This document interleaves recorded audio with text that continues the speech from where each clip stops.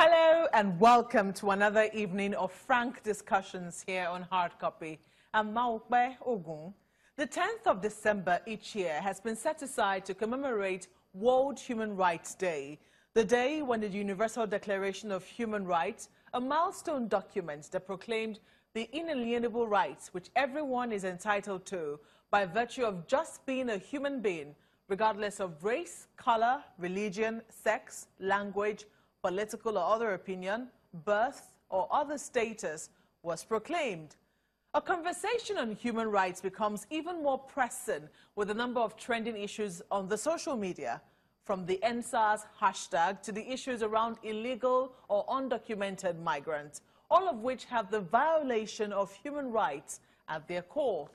Now, tonight we focus on a problem that is common knowledge, but hardly seems to raise any protests, perhaps because of its nature and society's attitude on the subject, but questions no less our commitment to upholding the rights of people, regardless of their circumstances.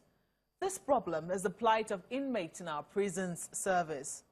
Now, it's no secret that the prison system in Nigeria is in an abysmal state, but considering the many protocols that Nigeria is signatory to, are we simply paying lip service to the reforms that must urgently take place if we are to uphold the rights of prisoners or awaiting trial inmates?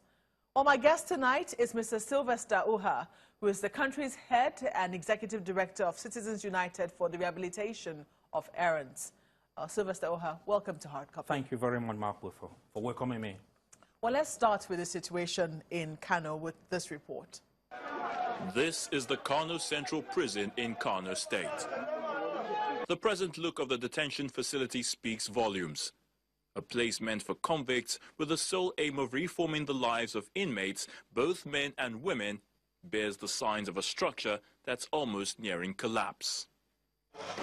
While some of the inmates try to acquire some sort of skills, others are locked up in their cells. Some female inmates are seen here too, obviously serving their time.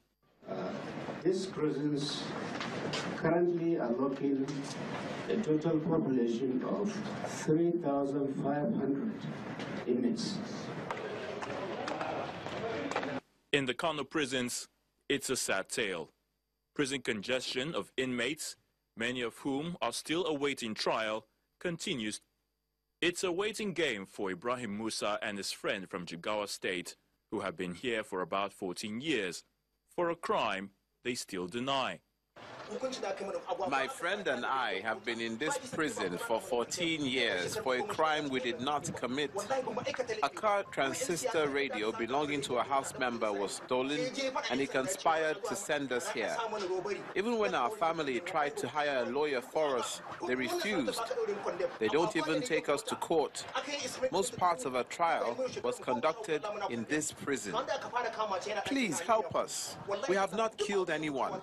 We had been writing their complaints through the controller, Kano State, through the controller Jigawa to the government house.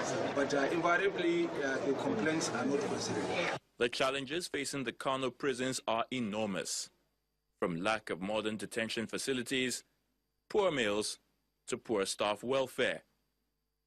Prison officials say if government and the judicial system considers the complaints of inmates who feel unjustly jailed and are awaiting trial, perhaps prison congestion will be addressed. We have shortage of drugs and toiletries for inmates' use. We lack ambulance that will convey our inmates or staff to the hospital. The Minister of Interior is fully aware of the situation, as he decided to see things for himself.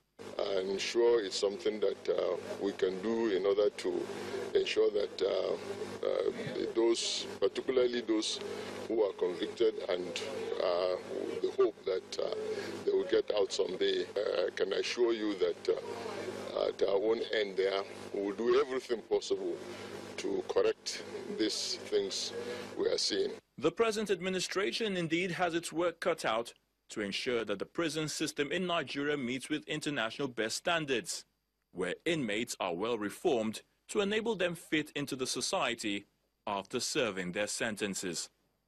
Well, Mr. Oha, Kano is a strategic place to start with, because just a couple of weeks back, the president was in Kano, and one of the things he did there was free 500 inmates. Now, we're not very clear as to whether or not they are waiting trial inmates or whether they were convicts, but something does stand out there. From the facilities that you see there, do you think that Nigeria has a policy on its prison system being a reformatory system or being a punitive system? Well, certainly not from what we have seen and from what we have read and what we have heard from inmates and even people who work in the system. The emphasis of our prison system has been on punishment and not rehabilitation. And that is what we have seen throughout the history of the prison. Here and there you have some rehabilitation program you could see in that video I think somebody is trying to show you a dress that maybe an inmate had made in that prison, or a shoe. I think the minister is holding something in his hands that looks like a shoe. Probably it has been made in that prison. But those kind of rehabilitation programs in the prison have proven to be completely inadequate to rehabilitate and reintegrate an inmate.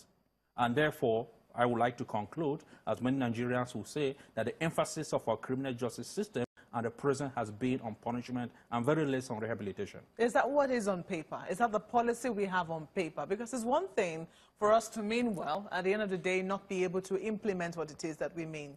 But on paper, what do we have? On paper, the mandate of the Nigerian Prison Service is to rehabilitate and reintegrate an inmate, a convict, into society as a productive citizen. That is on the paper. In practice, it is the opposite.